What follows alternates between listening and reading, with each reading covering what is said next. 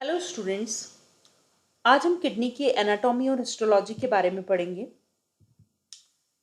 Kidney एक जोड़ी bean shape और रेड कलर का एक यूरिनरी ऑर्गन है जो एक्सक्रीटरी सिस्टम का एक मेन ऑर्गन है।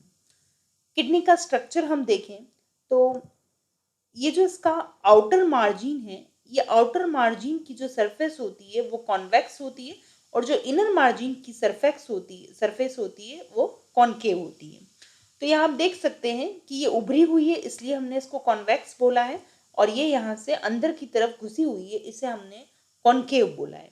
तो कॉनकेव सरफेस जो है, इस कॉनकेव साइड पर एक डिप्रेशन होता है जिसे हम क्या बोलते हैं, हाइलम बोलते हैं, या फिर हम इसे क्या बोलते हैं, हाइलस बोलते हैं।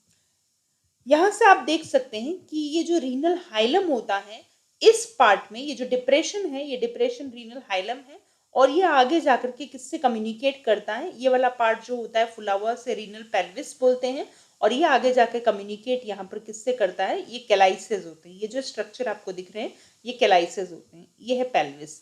तो ये जो रीनल हाइलम जो डिप्रेशन है, ये जो कॉनकेव सरफेस होती है, इस कॉनकेव सरफेस पर जो डिप्रेशन होता है उसे अपन रीनल हाइलम बोलते हैं। ये रीनल हाइलम कम्युनिकेट करता है रीनल पेल्विस से, और पेल्विस जो है फिर वो आगे की जाकर रीनल कैलाइसिस से एसोसिएटेड होता है।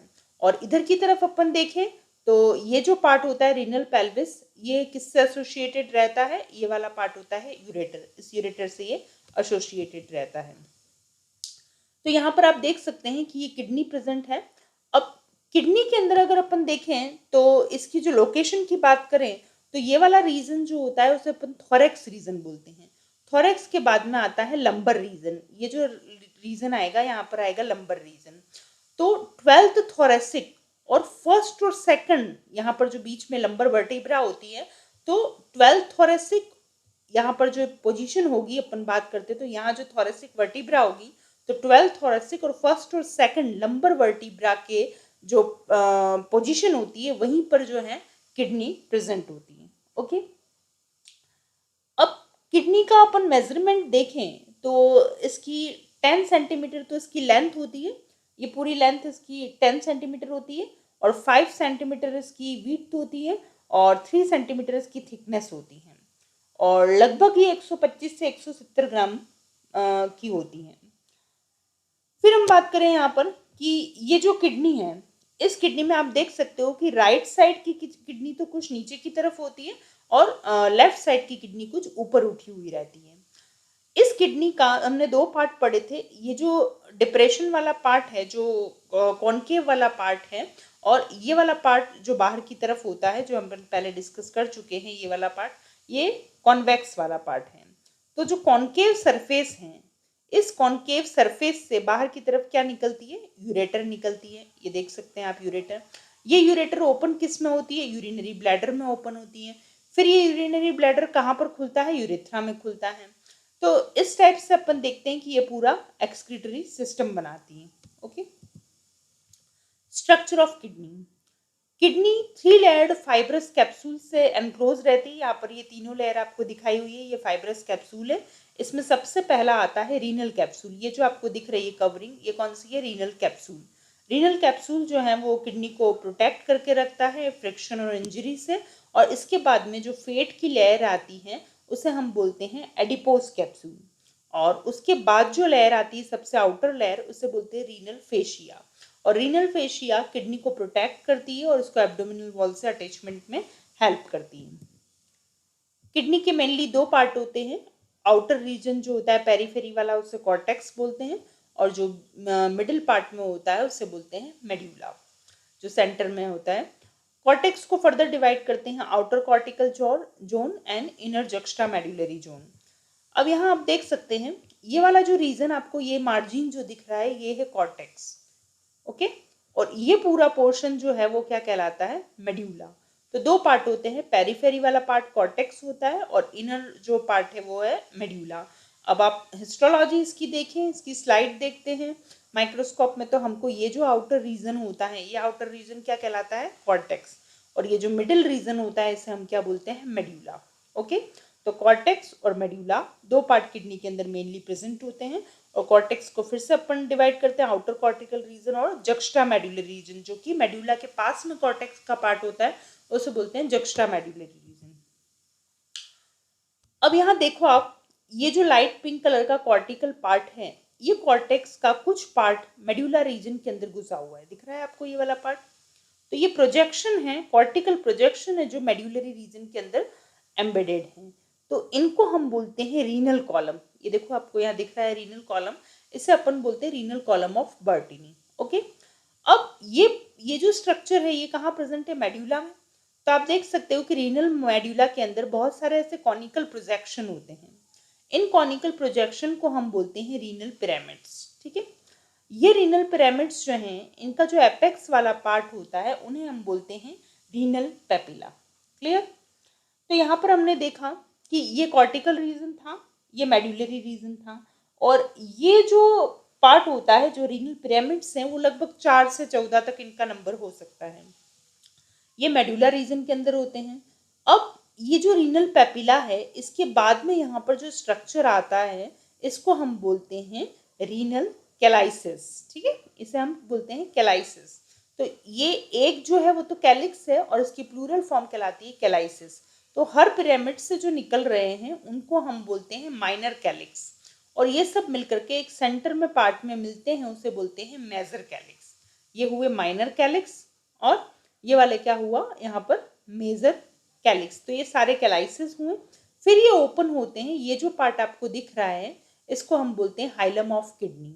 इसी हाइलम ऑफ किडनी वाले पार्ट से क्या निकल रही है? यूरेटर निकल रही है। तो यूरेटर का जो यहाँ पर बेस हो गया वो क्या, ये यूरेटर का बेस है, इसे हम क्या बोलते हैं? Renal pelvis. ये वाला जो पार्ट होता है इसे अपन बोलते हैं हाइलम, और यूरेटर का जो बेस है इसे हमने क्या बोला? रीनल पेल्विस बोला। तो दोनों किडनी हमारी जो प्रेजेंट होती है, इन दोनों किडनी से क्या निकलती है? यूरेटर निकलती है। ये यूरेटर कहाँ ओपन होती है? यूरिनरी ब्लैडर में, जो कि यूरेथ्रा के थ्रू बाहर की तरफ यूरिन को निकालती है। तो हम बात कर रहे थे यहाँ पर कि कॉर्टेक्स में जो प्रोजेक्शन है, कॉर्टेक्स वाले रीजन के जो मेडुलरी रीजन में प्रोजेक्शन होते हैं, उन प्रोजेक्शन को हम क्या बोलते हैं? Renal column of बर्टीनी। और जो मेडुला है उसमें जो ये प्रोजेक्शन है जो पिरामिड शेप के हैं उसको अपन बोलते हैं रीनल पिरामिड्स, और इनका जो एपेक्स वाला पार्ट है उसे बोलते हैं रीनल पेपिला। ये एसोसिएटेड रहता है रीनल कैलाइसिस से, ये माइनर कैलाइसिस है, और ये वाला पार्ट मेजर कैलाइसिस है। क्लियर? ये क्या है? रीनल पिरामिड्स के ही एक्सटेंशन है। Microstructure of the kidney. Kidney एक कंपाउंड ट्यूबुलर ग्लैंड होती है। हर किडनी नेफ्रॉन्स की बनी होती है। नेफ्रॉन में मेनली 2 पोर्शन होते हैं, एक होता है मेल्पिजियन कैप्सूल और एक होता है यूरिनरी ट्यूबुल। तो यहाँ पर आप देख सकते हो जो पहला कप शेप पार्ट है, जो फ्री एंड है नेफ्रॉन का, वो क्या बनाता है? यहाँ पर रीनल कॉर्पसल या मेल्पिजियन कॉर्पसल का फॉर्मेशन करता है, और ये वाली रीनल ट्यूब्यूल होती है, या फिर हम इसे यूरिनरी ट्यूब्यूल बोलते हैं। क्लियर?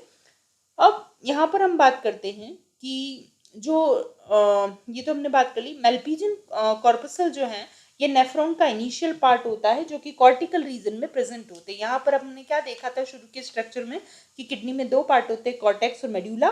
तो कॉर्टिकल रीजन जो है वहाँ पर क्या प्रेजेंट होता है? ये मेल्पिजियन कैप्सूल प्रेजेंट होता है।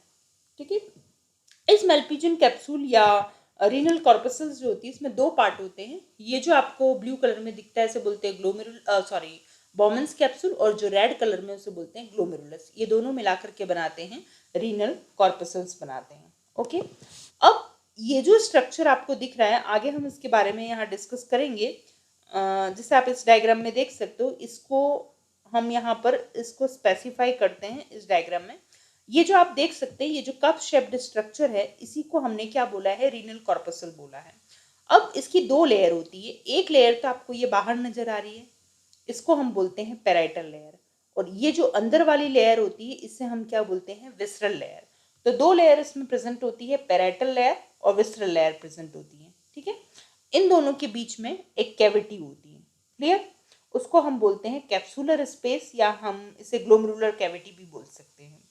ठीक है, अब हम बात करते हैं यहाँ पर कि कुछ स्पेसिफिक टाइप की पोडोसाइट सेल्स होती हैं, जो हम आगे डिस्कस करेंगे पोडोसाइट सेल्स के बारे में, जो कि अल्ट्रा फिल्ट्रेशन करती है ब्लड का, वो भी इसी के अंदर यहाँ पर प्रेजेंट होती है। क्लियर? तो यहाँ पर अपन हिस्टोलॉजी देखें यहाँ पर, तो ये आप देख सकते हैं, ये तो है ग्लोमेरुलस है और ये पूरा यूरिनरी ट्यूब्यूल्स या फिर रीनल ट्यूब्यूल्स वाला एरिया है।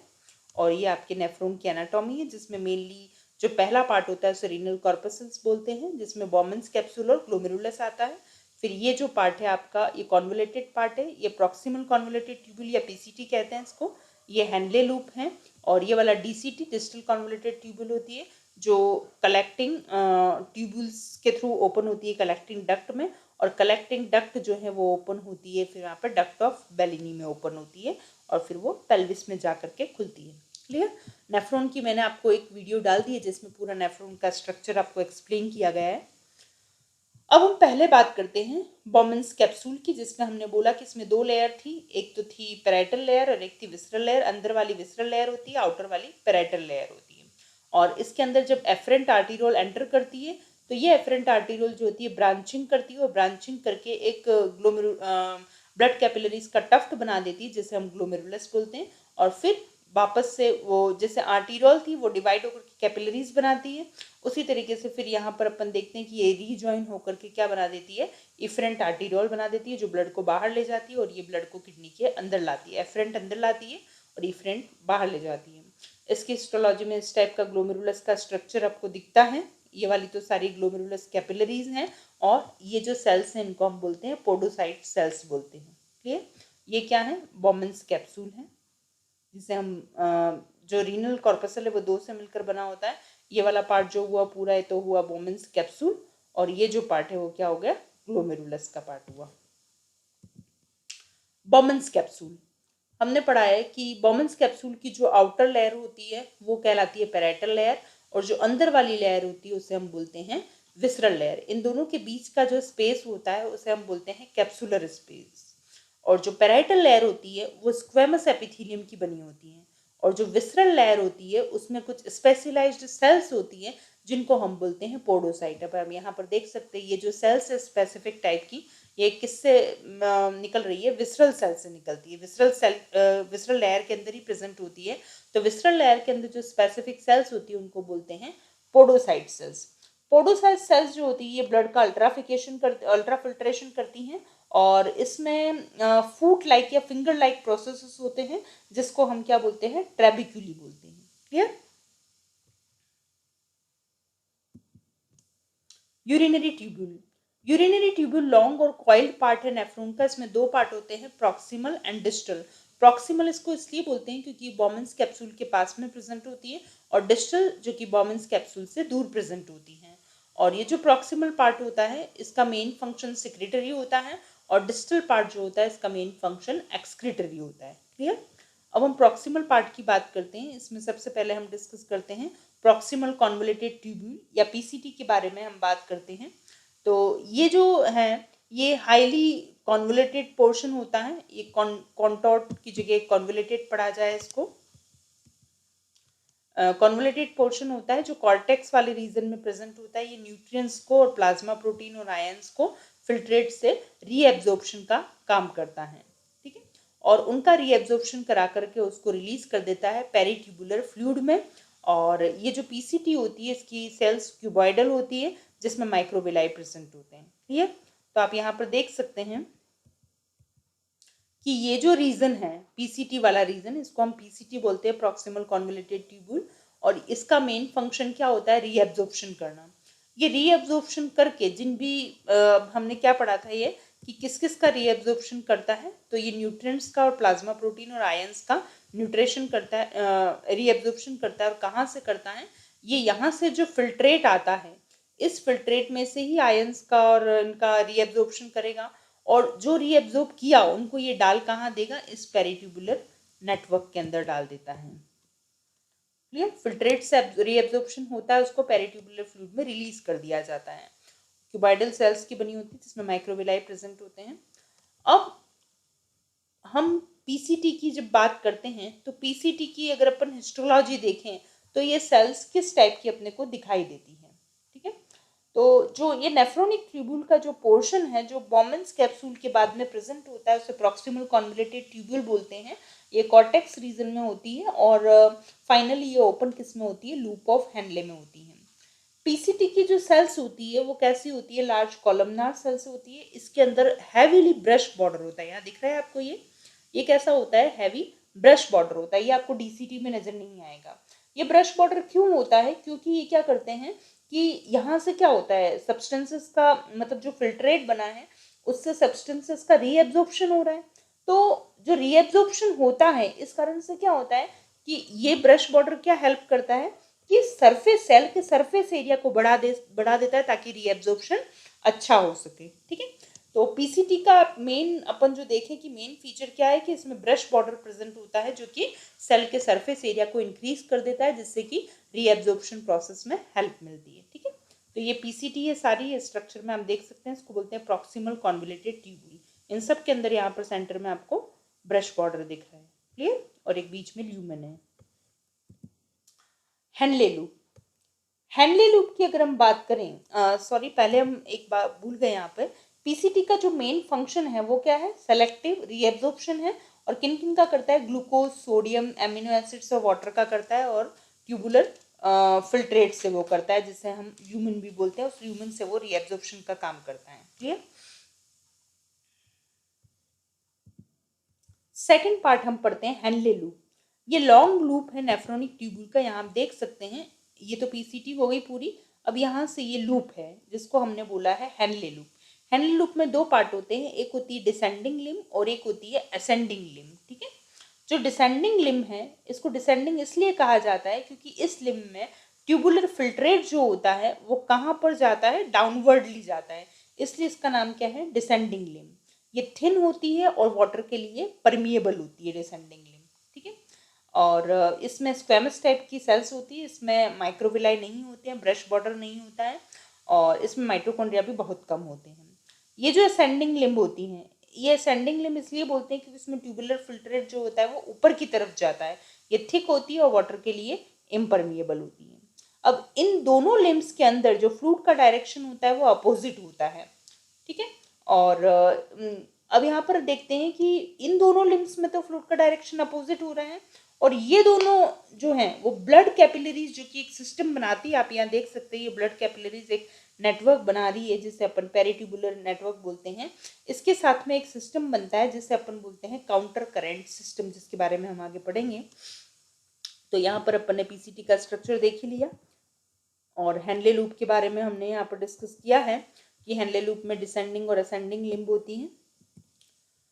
यहाँ आप हिस्टोलॉजी की स्लाइड में देख सकते हैं कि ये लूप ऑफ हेनले का थिन सेगमेंट है, और यहाँ पर ये जो पार्ट आता है, ये पूरी जो ट्यूब्यूल आपको दिख रही है, ये भी लूप ऑफ हेनले का असेंडिंग थिक सेगमेंट है, और ये वाला इसका थिन सेगमेंट है। क्लियर, तो ये हमने लूप ऑफ हेनले के बारे में देखा अभी।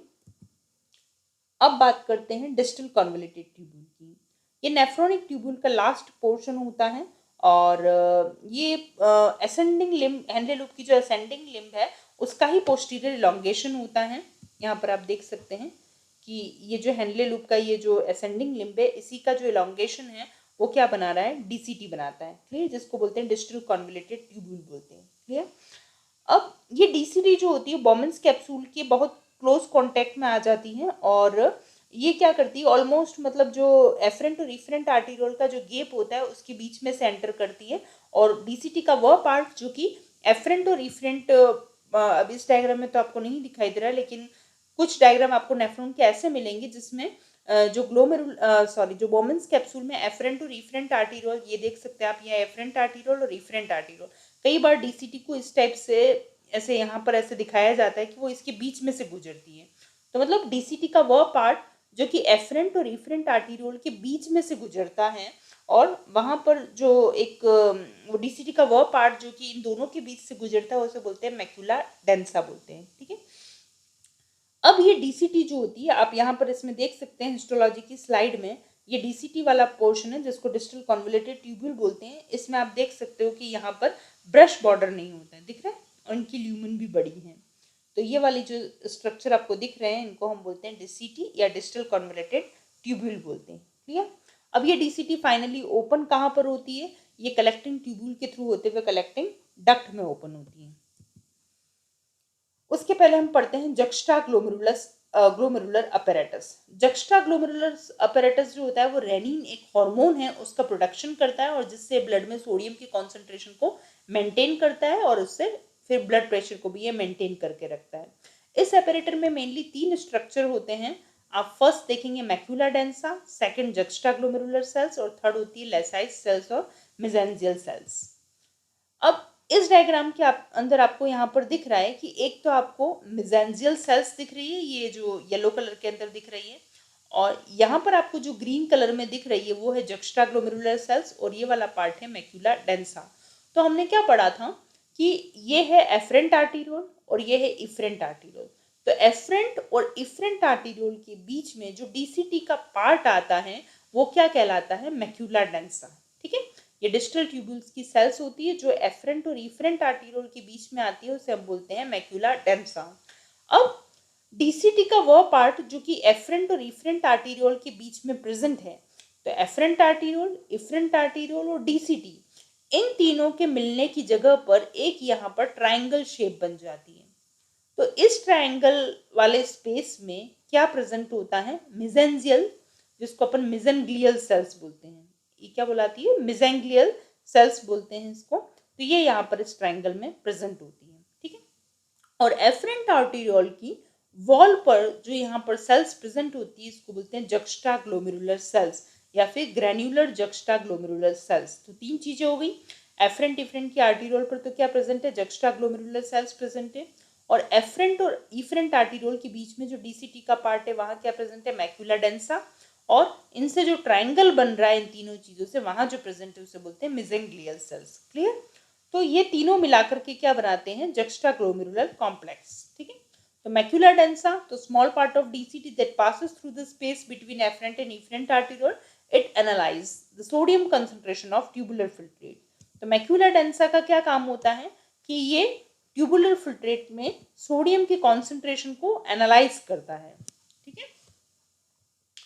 आता है जक्स्ट्रा ग्लोमेरुलर सेल्स, ये कहाँ प्रेजेंट है, वॉल ऑफ इफरेंट आर्टीरियोल पर प्रेजेंट है। ये जक्स्ट्रा ग्लोमेरुलर सेल्स है, sorry afferent arteriole, efferent arteriole आप दोनों पर यहाँ पर देख सकते हैं। यहाँ कौन सी सेल्स प्रेजेंट होती है, जक्स्ट्रा ग्लोमेरुलर सेल्स प्रेजेंट होती है जो मेनली एफरेंट आर्टीरियोल के वहाँ पर होती है, और इनमें स्मॉल ग्रेन्यूल्स होती है जो कि रेनिन का प्रोडक्शन करती हैं। थर्ड आता है लेसाइज सेल्स और मेसेंग्लियल सेल्स।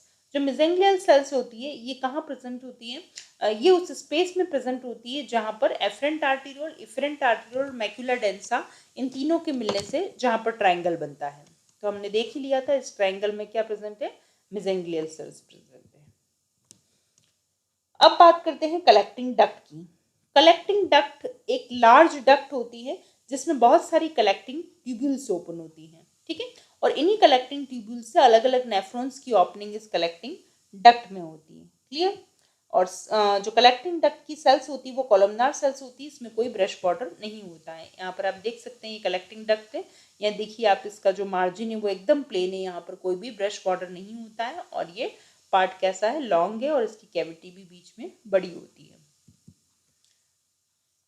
तो कलेक्टिंग डक्ट एक लार्ज डक्ट है जो ट्यूबुलर फिल्ट्रेट को कई नेफ्रॉन से रिसीव करती है, और यहाँ पर देखते हैं कि इसमें लार्ज कॉलमनार सेल्स होती है, ब्रश बॉर्डर नहीं होता है, वाटर के लिए परमिएबल होती है। कलेक्टिंग डक्ट ओपन होती है डक्ट ऑफ बेलिनी में, और ऐसी डक्ट ऑफ बेलिनी जो होती है वो ओपन होती है रीनल पिरामिड्स में, और रीनल पिरामिड्स से एसोसिएटेड रहते हैं कैलाइसिस से, और किसके द्वारा, रीनल पेपिला के द्वारा रहते हैं। और ये रीनल कैलाइसिस जो होते हैं वो यूरिन को कहाँ पर डाल देते हैं, पेल्विस में, और वहां से वो चला जाता है यूरेटर में। क्लियर। यहाँ पर आप देख सकते हैं ये जो पोर्शन है वो क्या है, कलेक्टिंग डक्ट का पोर्शन है। क्लियर, इसमें ब्रश बॉर्डर एब्सेंट होती है।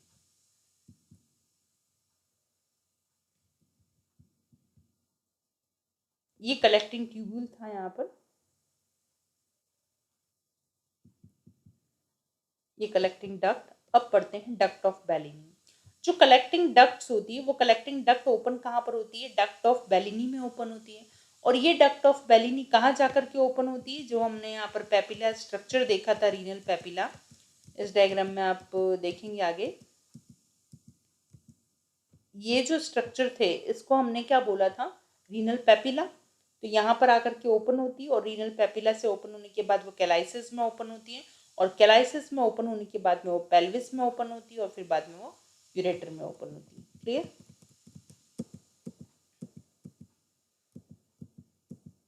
तो कलेक्टिंग डक्ट की हमने बात कर ली है।